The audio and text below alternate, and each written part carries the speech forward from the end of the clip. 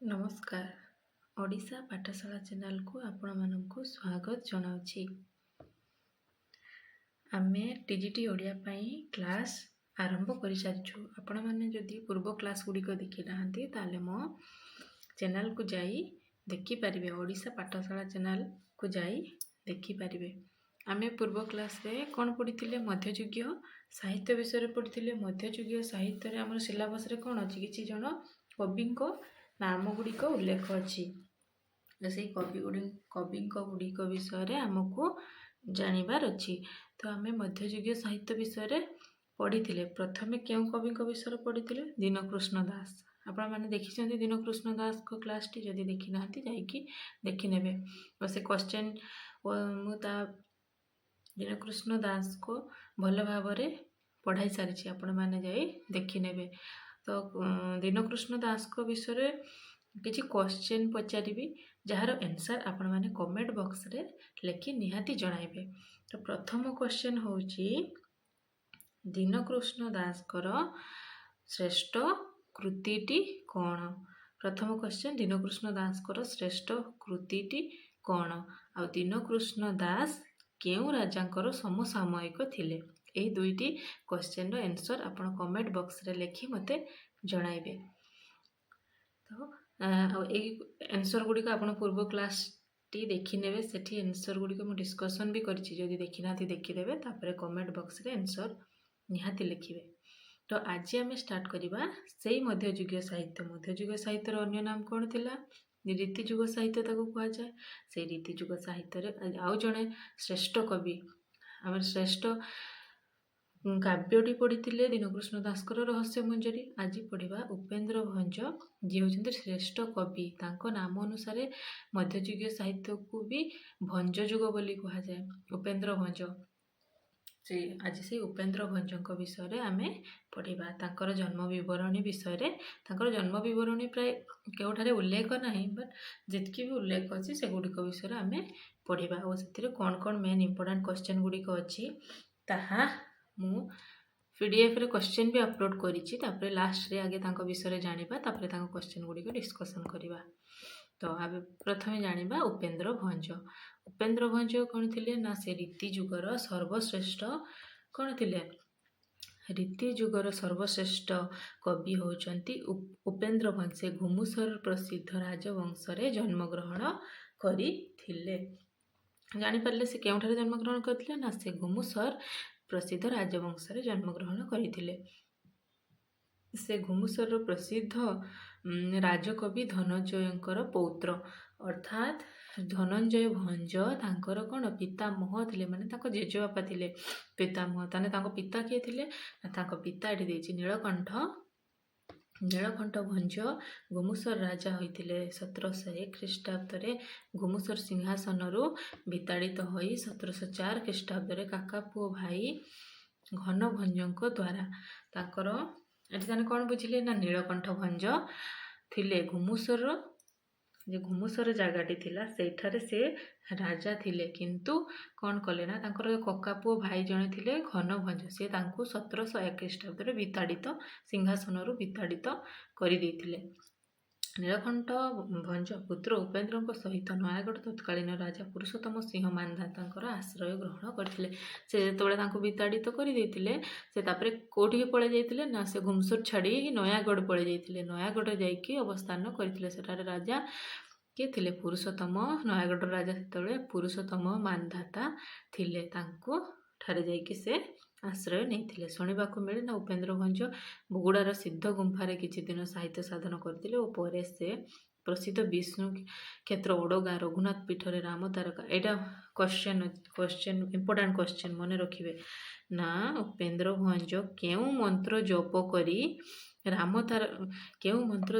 କରି କବିତ୍ୱ ଲାଭ କରିଥିଲେ ଓ ସେ କେଉଁଠାରେ ସେ ମନ୍ତ୍ର ଜପ କରିଥିଲେ? ବହୁତ ଇମ୍ପୋର୍ଟାଣ୍ଟ କ୍ୱେଶ୍ଚନ୍ ମନେ ରଖିବେ, very very important. Upendra Bhanja Vishnu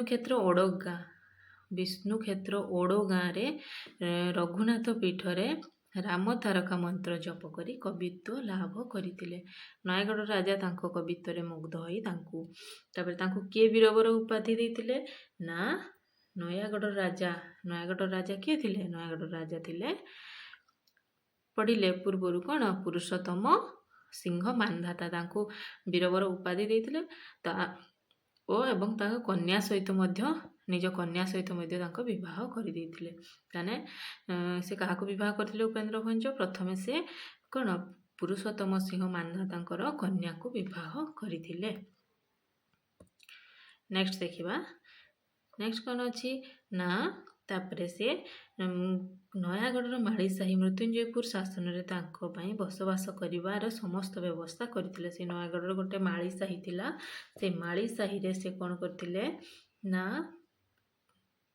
ମାଳିସାହିରେ ସେ ତାଙ୍କର ବସତି ସ୍ଥାପନ ମାନେ ସେ ବିବାହ କରିଥିଲେ। ତାପରେ ତ ସେ ନେଇକି ଗୋଟେ କେଉଁଠି ରହିବେ, ତ ସେଇ ନୟାଗଡ଼ ଜିଲ୍ଲାରେ ମାଳିସାହି ମୃତ୍ୟୁଞ୍ଜୟପୁର ଶାସନରେ ସେ ବସବାସ ପାଇଁ ନିଜର ବ୍ୟବସ୍ଥା କରିଥିଲେ। ତାପରେ କିଛି ଦିନ ପରେ ତାଙ୍କର ପିତୃବିୟୋଗ ବି ଘଟିଗଲା ଆଉ ସେ ପତ୍ନୀଙ୍କୁ ବି ମଧ୍ୟ ମାନେ ପିତୃ ଆଉ ତାଙ୍କ ପତ୍ନୀ ଦୁଇ ଜଣଙ୍କୁ ହରାଇ ଦେଇଥିଲେ। ସେତେବେଳେ ଦୁଃଖରେ ସେତେବେଳେ ଭାଙ୍ଗି ପଡ଼ିଥିଲେ, ପିତା ଆଉ ପତ୍ନୀଙ୍କୁ ହରାଇବା ପରେ ସେ ଦୁଃଖରେ ବହୁତ ଭାଙ୍ଗି ପଡ଼ିଥିଲେ। ତାପରେ ସେ କ'ଣ କଲେ ନା ସେ ବାଣପୁରର ରାଜା ଅଚ୍ୟୁତ ହରିଚନ୍ଦନ ରାୟଙ୍କର ଜ୍ୟେଷ୍ଠ କନ୍ୟାଙ୍କର ପାଣି ଗ୍ରହଣ କରିଥିଲେ। ଏଠି ପଚାରିବେ ପ୍ରଥମେ ସେ କେଉଁ ରାଜାଙ୍କର କନ୍ୟାକୁ ବିବାହ କରିଥିଲେ ନା ପୁରୁଷୋତ୍ତମ ମାନ୍ଧାତାଙ୍କର କନ୍ୟାକୁ ବିବାହ କରିଥିଲେ। ଦ୍ୱିତୀୟରେ ସେ କାହାକୁ ବିବାହ କରିଥିଲେ ନା ବାଣପୁର ରାଜା ଅଚ୍ୟୁତ ହରିଚନ୍ଦନ ରାୟଙ୍କର ଜ୍ୟେଷ୍ଠ କନ୍ୟାକୁ ପାଣି ଗ୍ରହଣ କରିଥିଲେ, ଅର୍ଥାତ୍ ବିବାହ କରିଥିଲେ ଓ ତାଙ୍କର ଏହି ଦ୍ୱିତୀୟ ପତ୍ନୀଙ୍କର ବି ମଧ୍ୟ ବିୟୋଗ ଘଟିଯାଇଥିଲା। ତାପରେ ଜୀବନର ଶେଷ ସମୟ, ଏଇଟା କ୍ୱେଶ୍ଚନ୍ ଆସିପାରେ ଯେ ଜୀବନର ଶେଷ ସମୟଟି ସେ କେଉଁଠାରେ ବିତାଇଥିଲେ? ଜୀବନର ଶେଷ ସମୟଟି ସେ ପୁରୀରେ ବିତାଇଥିଲେ। ଏ ପୁରୀରେ ବିତାଇଥିଲେ ବୋଲି ଗୋଟେ କେଉଁ ପୁସ୍ତକରେ ମଧ୍ୟ ବର୍ଣ୍ଣିତ, ତାହା ଆଗକୁ ପଢ଼ିବା।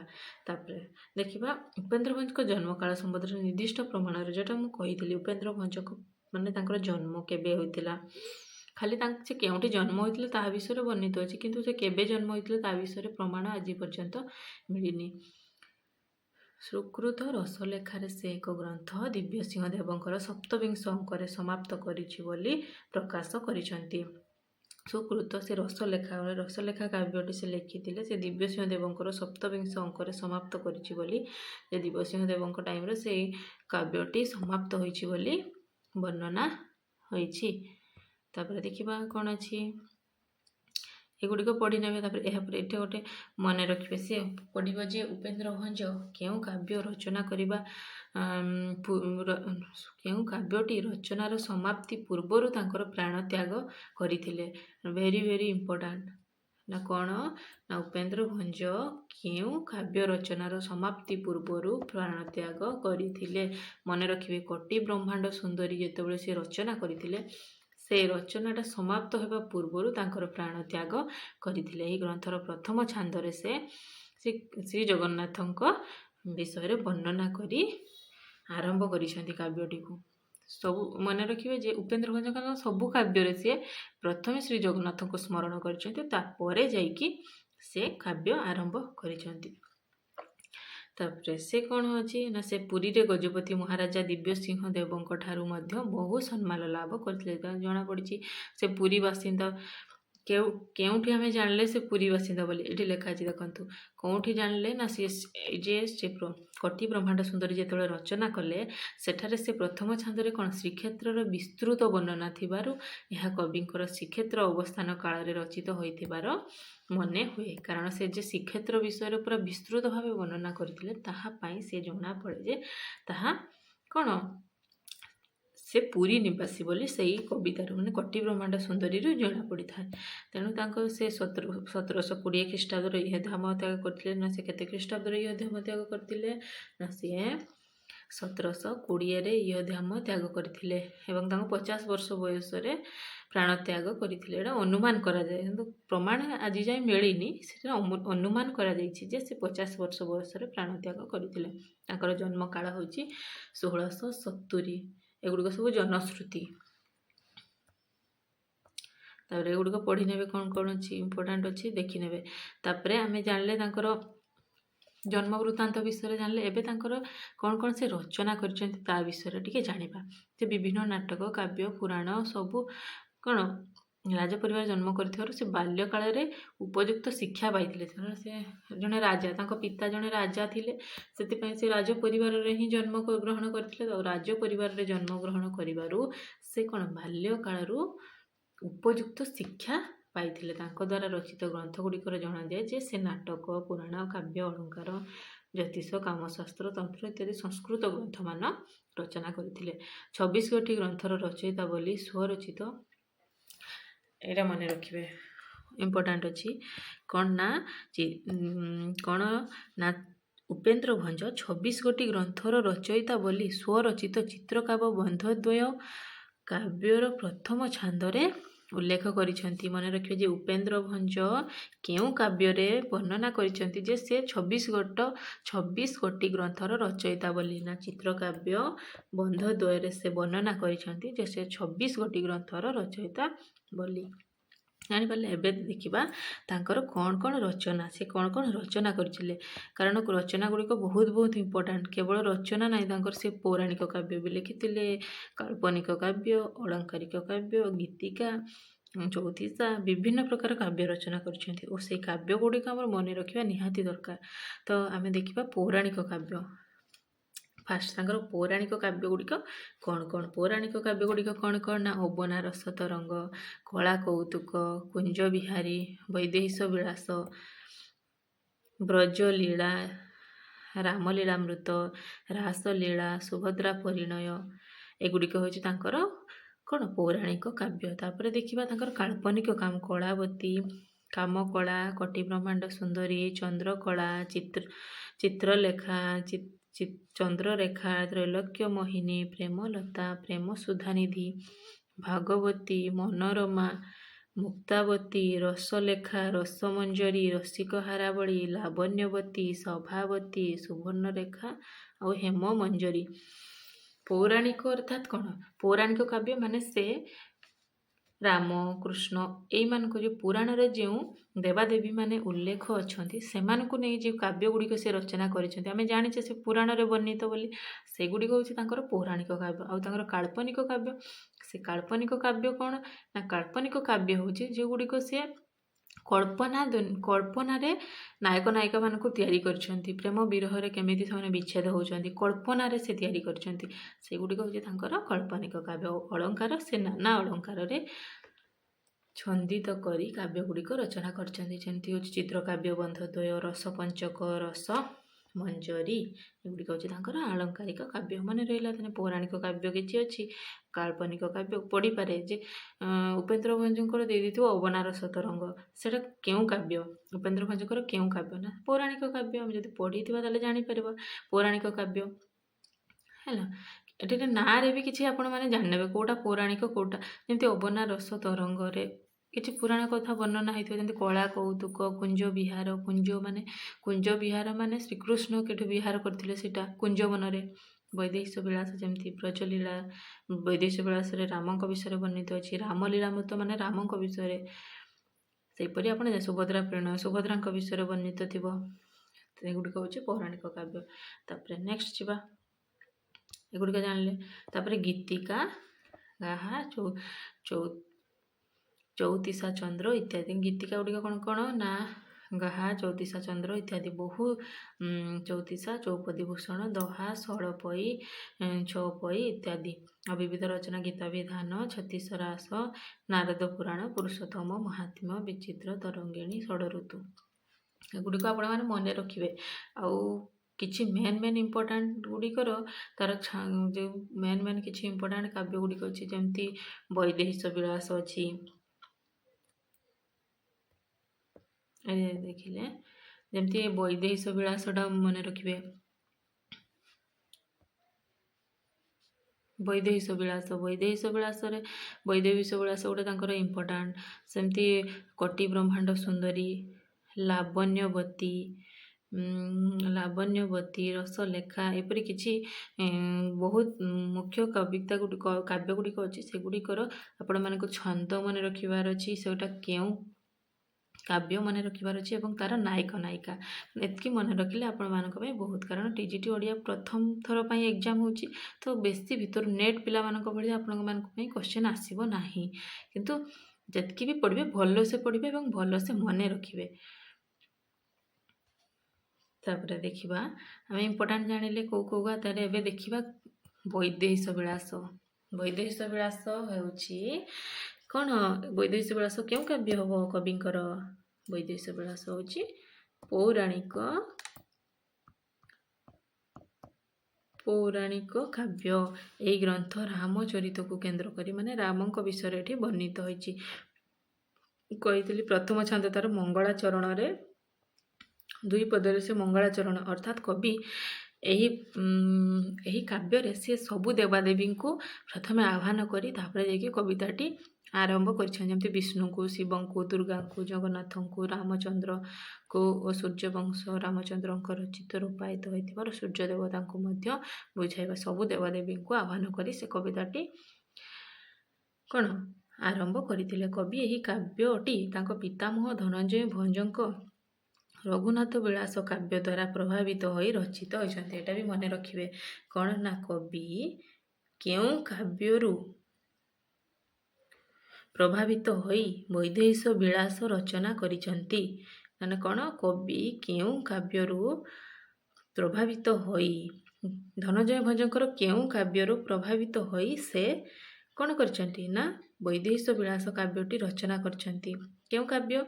କ୍ୱେଶ୍ଚନଟି ଲେଖି ରଖିବେ, ଭେରି ଭେରି ଇମ୍ପୋର୍ଟାଣ୍ଟ। ନା ବୈଦେହୀଶ ରଘୁନାଥ ବିଳାସ କାବ୍ୟ ଦ୍ୱାରା ପ୍ରଭାବିତ ହୋଇ ସେ ରଚନା କରିଛନ୍ତି। ଜାଣିପାରିଲେ? ସେମିତି ଆମେ ଜାଣିପାରିଲେ ବୈଦେହୀଶ ବିଳାସ ରାମଙ୍କ ବିଷୟରେ ବର୍ଣ୍ଣିତ ଅଛି। ଏହା ଏକ ପୌରାଣିକ କାବ୍ୟ। ରଘୁନାଥ ବିଳାସରେ ପ୍ରଭାବିତ ହୋଇ ସେ ବୈଦେହୀଶ କାବ୍ୟଟିକି ବୈଦେହୀଶ ବିଳାସ କାବ୍ୟଟି ରଚନା କରିଛନ୍ତି। ତାପରେ ଛାନ୍ଦ ସଂଖ୍ୟା, ଏହା ହେଉଛି 52 ଛାନ୍ଦ, ମାନେ 52 ଛାନ୍ଦ ବିଶିଷ୍ଟ। ଆଉ ଏହା ବ ଆଦ୍ୟ ଅକ୍ଷରରେ ରଚିତ। ମନେ ରଖିବେ ବୈଦେହୀଶ ବିଳାସ ବ ଆଦ୍ୟ ଅକ୍ଷରରେ। ଯେଉଁଗୁଡ଼ିକ ମୁଁ ଆଣ୍ଡରଲାଇନ୍ କରୁଛି ସେଗୁଡ଼ିକ ମେନ୍ ଇମ୍ପୋର୍ଟାଣ୍ଟ। ମୁଁ ଯେ କ୍ୱେଶ୍ଚନ୍ ଗୁଡ଼ିକ କହୁଛି ତାହା ଖାତାରେ ଲେଖି ରଖିବେ, ବହୁତ ଇମ୍ପୋର୍ଟାଣ୍ଟ। କେଉଁ ଆଦ୍ୟ ଅକ୍ଷରରେ ରଚିତ ବୈଦେହୀଶ ବିଳାସ? ନା ବ ଆଦ୍ୟ ଅକ୍ଷରରେ ରଚିତ। ବୈଦେହୀଶ ବିଳାସ କେତେ ଛାନ୍ଦ ବିଶିଷ୍ଟ? ନା 52 ଛାନ୍ଦ ବିଶିଷ୍ଟ। ଏଗୁଡ଼ିକ ଭଲସେ ପଢ଼ି ନେବେ, ଆଉ କିଛି ଜାଣିପାରିବେ ତଥ୍ୟ। ତାପରେ ଆମେ ଦେଖିବା ଲାବଣ୍ୟବତୀ। ଲାବଣ୍ୟବତୀ କବିଙ୍କର କେଉଁ କାବ୍ୟ? ପଢ଼ିଥିଲେ ପୂର୍ବରୁ। କେଉଁ କାବ୍ୟ ହେବ? ଲାବଣ୍ୟବତୀ କବିଙ୍କର ହେଉଛି ଗୋଟିଏ କାଳ୍ପନିକ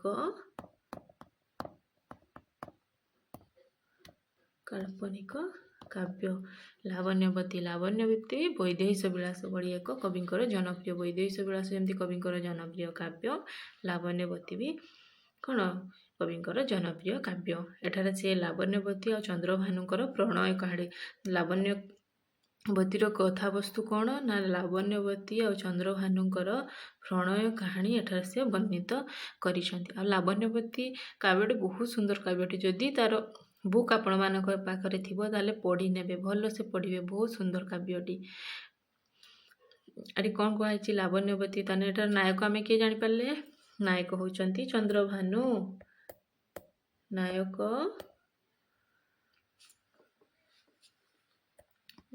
ହେଉଛନ୍ତି ଚନ୍ଦ୍ରଭାନୁ ଆଉ ନାୟିକା ହେଉଛନ୍ତି ଲାବଣ୍ୟବତୀ ହେଉଛନ୍ତି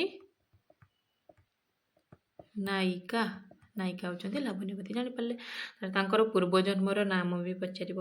ନା ଲାବଣ୍ୟବତୀ କାବ୍ୟଟି ବୈଦେହୀଶ ବିଳାସ ଭଳି ଏକ ଜନପ୍ରିୟ କାବ୍ୟ।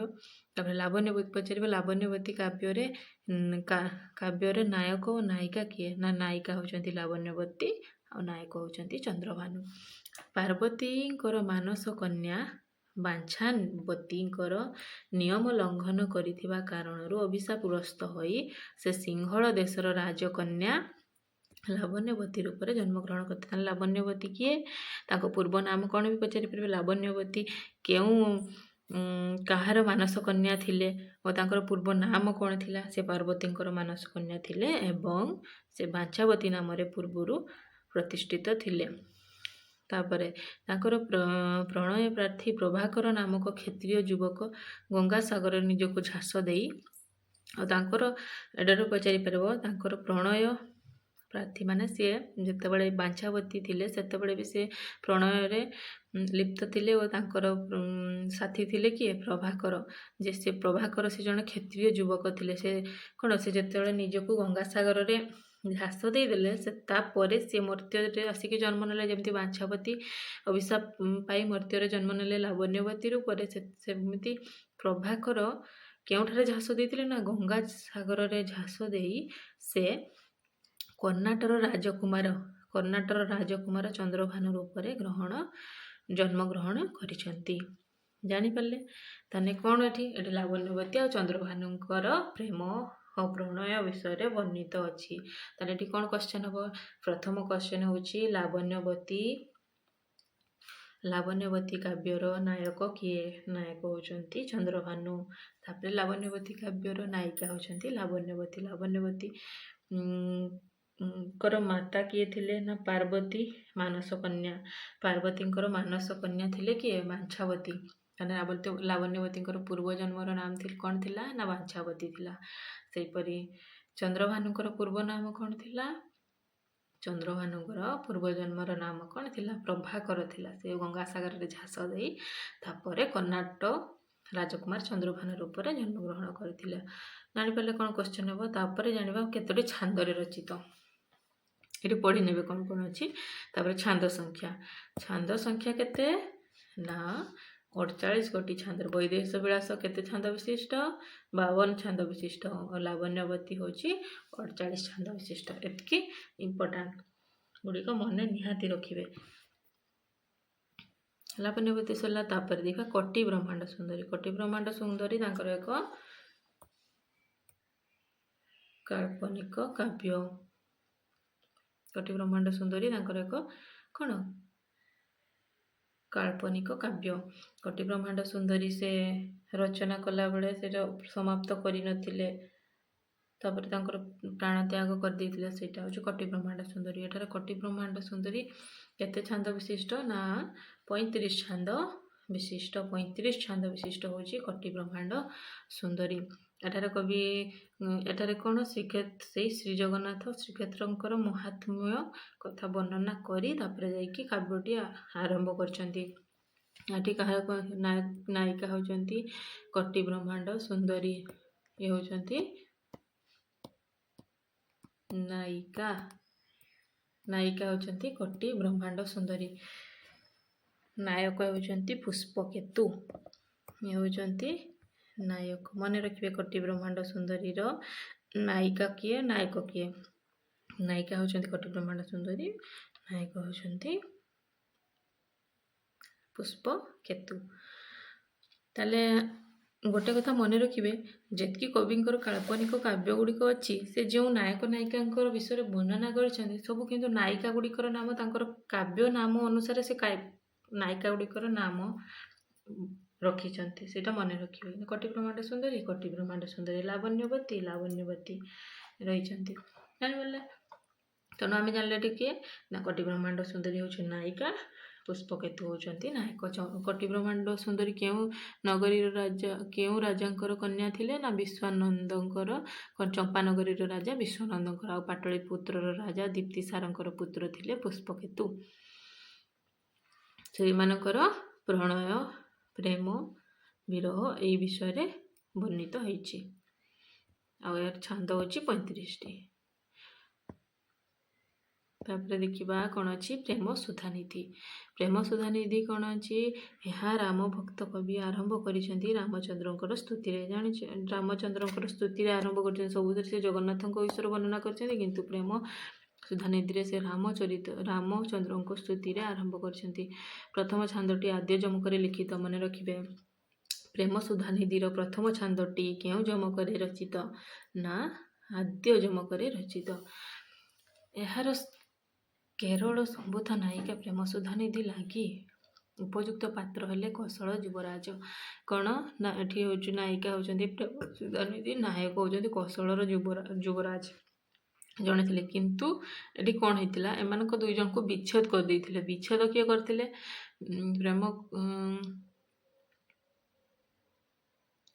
ପ୍ରେମ ସୁଧାନିଧି ଓ କୌଶଳର ରାଜାଙ୍କ ବିଷୟରେ ଏଠାରେ କ'ଣ ବର୍ଣ୍ଣିତ ହୋଇଛି। ସେମାନଙ୍କର ବିବାହ ପରେ ନବଦ୍ୱୀପ ରାଜପୁତ୍ର ବିଦେଶ ଗମନ, ବିଭିନ୍ନ ଋତୁ ପର୍ଯ୍ୟାୟ ଓ ଭୟଙ୍କର ବିରହ ଉଦ୍ଦୀପନା, ସେ ଯେତେବେଳେ ପଳେଇଲେ ବିଦେଶ ଗମନ, ତାଙ୍କର ବିବାହ ମିଳନ, ବିରହ, ଏଗୁଡ଼ିକ ବିଷୟରେ କବି ଅତି ସୁନ୍ଦର ଭାବରେ ବର୍ଣ୍ଣନା କରିଛନ୍ତି। ତାପରେ ଏଇଟା କେତେ ଛନ୍ଦ ବିଶିଷ୍ଟ? ଏହା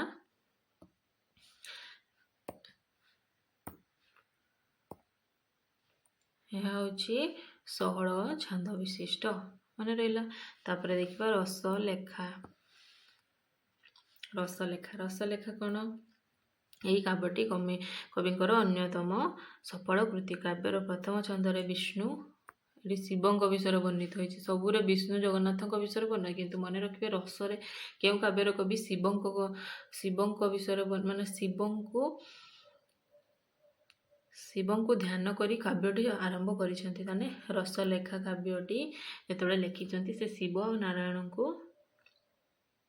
ପଦବନ୍ଦନା କରି ଆରମ୍ଭ କରିଛନ୍ତି। ଏଠି କିଏ ଅଛି ନା, ଏଠି ହେଉଛି ଲୀଳାବତୀଙ୍କର ଗର୍ଭରୁ ଲୀଳାବତୀ ମାନେ ଚନ୍ଦ୍ର।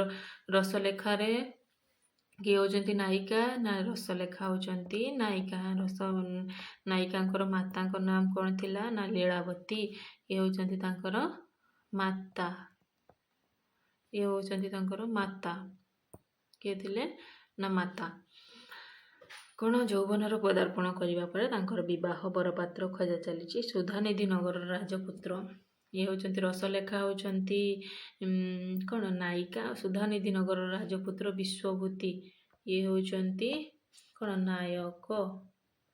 ନାୟିକା ହେଉଛନ୍ତି ରସଲେଖା, ନାୟକ ହେଉଛନ୍ତି ବିଶ୍ୱଭୂତି।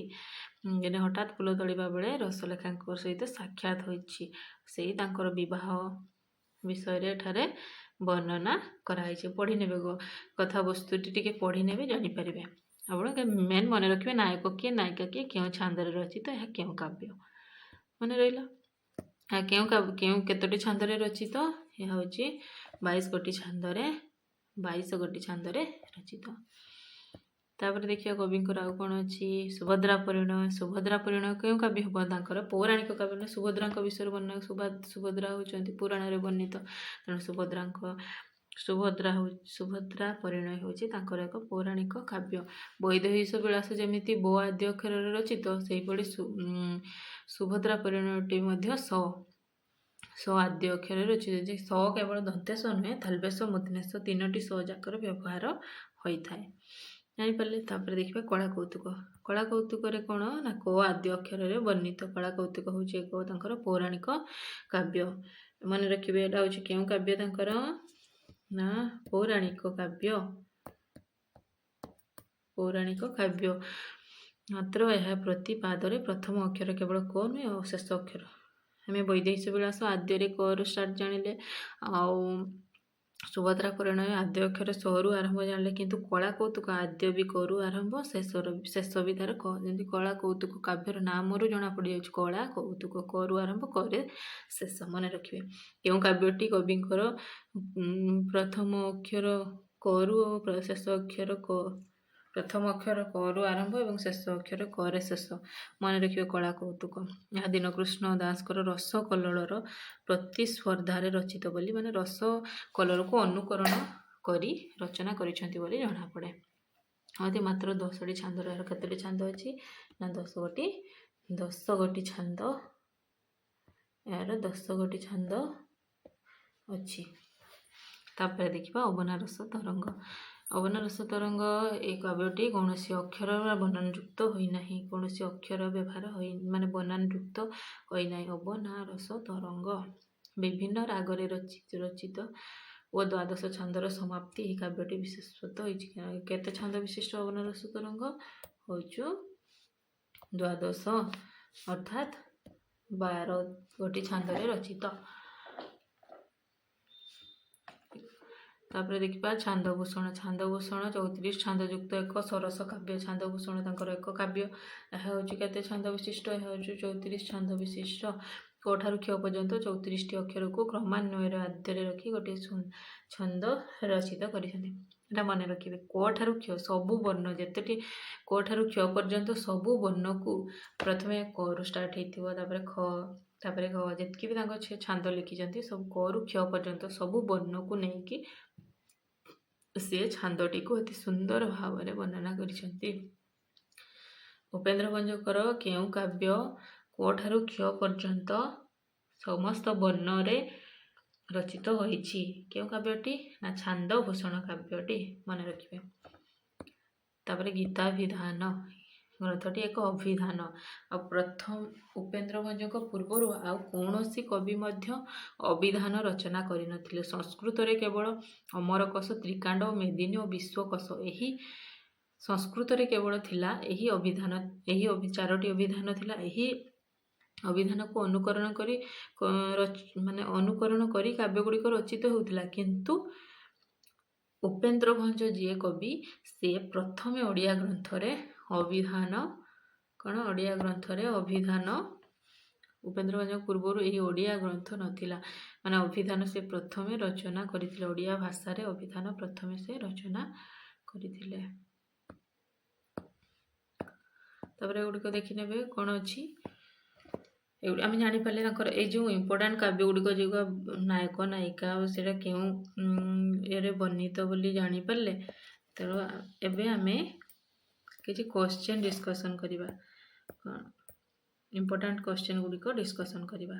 ଚାଲନ୍ତୁ। ପ୍ରଥମେ କ'ଣ ଅଛି? ଉପେନ୍ଦ୍ର ଭଞ୍ଜଙ୍କର କେଉଁ କାବ୍ୟରେ ବିଶେଷ ରୂପେ ନିଜର ସୂଚନା ଦେଇଛନ୍ତି? ଉପେନ୍ଦ୍ର ଭଞ୍ଜ ବିଶେଷ ରୂପରେ ନିଜର ସୂଚନା ରସପଞ୍ଚକ କାବ୍ୟରେ ଦେଇଛନ୍ତି। କେଉଁ ଗ୍ରନ୍ଥରେ ଉପେନ୍ଦ୍ର ଭଞ୍ଜ ଓ ପିତାମହ ଧନଞ୍ଜୟ ଭଞ୍ଜଙ୍କର ସଂକ୍ଷେପରେ ସୂଚନା ମିଳିଛି? ବୈଦେହୀଶ ବିଳାସରେ ତାଙ୍କ ଉପେନ୍ଦ୍ର ଭଞ୍ଜଙ୍କ ବିଷୟରେ ସଂକ୍ଷେପରେ ମିଳିଛି। କେଉଁ କାବ୍ୟରେ ଭଞ୍ଜ ବଂଶର ପିତାମହ ଓ ପିତା ପରିଚୟ ସହିତ ରାମ ତାରକା ମନ୍ତ୍ର ପ୍ରସାଦରୁ କବିତ୍ୱ ପ୍ରାପ୍ତ ହୋଇଛନ୍ତି ବୋଲି ଜଣାପଡ଼ିଛି? ଲାବଣ୍ୟବତୀ କାବ୍ୟରେ ସେ ରାମ ତାରକା ମନ୍ତ୍ର ପାଠ କରି କବିତ୍ୱ ଲାଭ କରିଛନ୍ତି ବୋଲି ଜଣାପଡ଼ିଛି। ରସଲେଖା କାବ୍ୟର ସମାପ୍ତିରେ କବି ଉପେନ୍ଦ୍ର କେଉଁ ଗଜପତିଙ୍କର ସତୀ ଶଙ୍କ କଥା ଉଲ୍ଲେଖ କରିଛନ୍ତି? ନା ସେ ଏଠି ଜାଣିଥିଲେ ଦିବ୍ୟସିଂହ ଦେବଙ୍କ ବିଷୟରେ ସେ ବର୍ଣ୍ଣନା କରିଛନ୍ତି। ଉପେନ୍ଦ୍ର ଭଞ୍ଜ ପିତାଙ୍କ ନାମ ନୀଳକଣ୍ଠ ଭଞ୍ଜ। କେଉଁ ମନ୍ତ୍ର ସାଧନା କରି କବି ଉପେନ୍ଦ୍ର କବିତ୍ୱ ଶକ୍ତି ଲାଭ କରିଥିଲେ? ସେ ରାମ ତାରକା ମନ୍ତ୍ର କ'ଣ ରଚନା କରି ସେ ମନ୍ତ୍ର ଜପ କରି ସେ କବିତ୍ୱ ହାସଲ କରିଥିଲେ। କବି ଉପେନ୍ଦ୍ର ଶେଷ ଜୀବନ କେଉଁଠାରେ? ପୁରୀଠାରେ ବିତାଇଥିଲେ। ଏହା କଟି ବ୍ରହ୍ମାଣ୍ଡ ସୁନ୍ଦରୀ କାବ୍ୟରେ ଦେଖିବାକୁ ମିଳିଥିଲା, ବର୍ଣ୍ଣିତ ଥିଲା ବୋଲି ଆମେ ଜାଣିଥିଲେ। ତାପରେ ଜରାସ୍ତ ଶରୀରକୁ ଶାନ୍ତି ପ୍ରଦାନ ପାଇଁ ଉପେନ୍ଦ୍ର ଭଞ୍ଜ କେଉଁ ଦେବତାଙ୍କୁ ଅନୁରୋଧ କରିଥିଲେ? କାରଣ ସେ ସବୁଥିରେ ଶ୍ରୀ ଜଗନ୍ନାଥଙ୍କୁ ବର୍ଣ୍ଣନା କରିଥିଲେ। ତେଣୁ ଶ୍ରୀ ଜଗନ୍ନାଥ। କିଏ କୋଲାଳଗଡ଼ର ବ୍ୟାଘ୍ର ଦେବୀ ଓ ଓଡ଼ଗାଁର ରଘୁନାଥଙ୍କ ପ୍ରତି ଅନୁରକ୍ତ ଥିଲେ? ଉପେନ୍ଦ୍ର ଭଞ୍ଜ।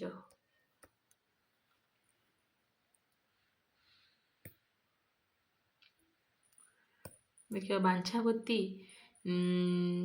ପରବର୍ତ୍ତୀ ଜନ୍ମ ଲାବଣ୍ୟବତୀ ରୂପେ କେଉଁଠି ଜନ୍ମ ଲାଭ କରିଥିଲେ? ସେ ହେଉଛି ସିଂହଳ ଦ୍ୱୀପରେ ଜନ୍ମ ଲାଭ କରିଥିଲେ। ବାଞ୍ଛାବତୀର ମୃତ୍ୟୁ ଦେଖି ପ୍ରଭାକର ଦୈବବାଣୀ ଶ୍ରବଣରେ କେଉଁଠି ଝାସ ଦେଇଥିଲେ? ଗଙ୍ଗାସାଗର ସଙ୍ଗମରେ ସେ ଝାସ ଦେଇଥିଲେ। ପ୍ରଭାକର ପରଜନ୍ମରେ କେଉଁ ନାମରେ ଥିଲେ? ଚନ୍ଦ୍ରଭାନୁ। ରାଜକନ୍ୟା ଲାବଣ୍ୟବତୀଙ୍କର ପିତା ରତ୍ନେଶ୍ୱର। ରାଜକନ୍ୟାଙ୍କର ଲାବଣ୍ୟବତୀ ମାତାଙ୍କର ଥିଲେ ବିଦ୍ୟୁଲତା। କିଏ ଥିଲେ? ତାଙ୍କର ମାତା ହେଉଛନ୍ତି ବିଦ୍ୟୁଲତା ଥିଲେ। ଚନ୍ଦ୍ରଭାନୁଙ୍କର ପିତା ଶଶିଶେଖର କେଉଁ ରାଜ୍ୟର ରାଜା ଥିଲେ? ସିଂହଳ ଦ୍ୱୀପର ସେ ରାଜା ଥିଲେ। ଚନ୍ଦ୍ରଭାନୁଙ୍କ ମାତାଙ୍କ ନାମ ଶଶିରେଖା। କାହା ଦ୍ୱାରା ଲାବଣ୍ୟବତୀ ଏକ ଚିତ୍ରପଟ ପ୍ରସ୍ତୁତ କରି ବିଦେଶକୁ ପଠାଇଥିଲା? ଦାନବ ଶିଳ୍ପମୟ।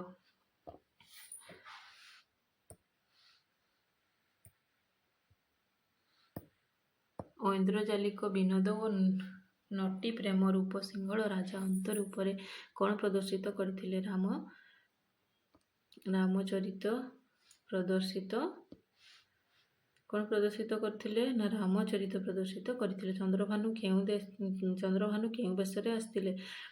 ଲାବଣ୍ୟବତୀକୁ ସାକ୍ଷାତ କରିବା ପାଇଁ ନା ସ୍ତ୍ରୀ ବେଶରେ ସିଏ ଆସିଥିଲେ।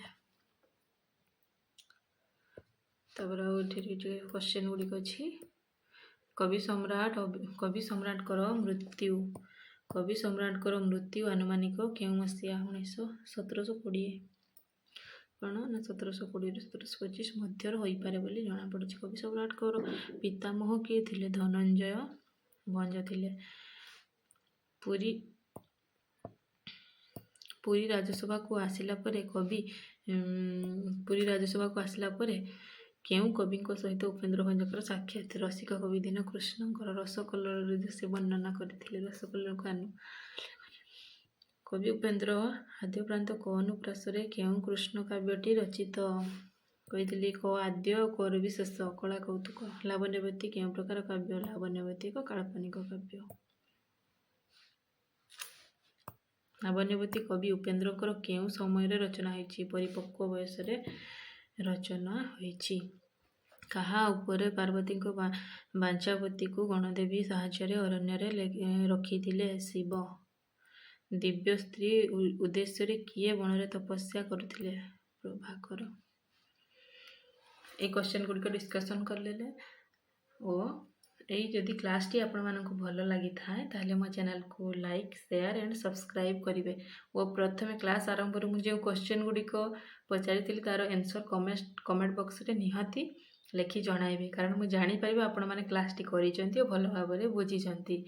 ଓ ମୋ ଟେଲିଗ୍ରାମ ଚ୍ୟାନେଲରେ ଯାଇକି ଜଏନ୍ ହେଇଯିବେ, ଓଡ଼ିଶା ପାଠଶାଳା। ଓ ଏଇ କ୍ଲାସ୍ଟିର PDF ମୁଁ ସେଠାରେ ଆପଲୋଡ଼ କରିଦେବି। ଆପଣମାନେ ଯଦି ଏହାର PDF ପାଇବା ପାଇଁ ଚାହୁଁଛନ୍ତି ଟେଲିଗ୍ରାମ ଚ୍ୟାନେଲରେ ଯାଇ ଜଏନ୍ ହୁଅନ୍ତି। Thank you.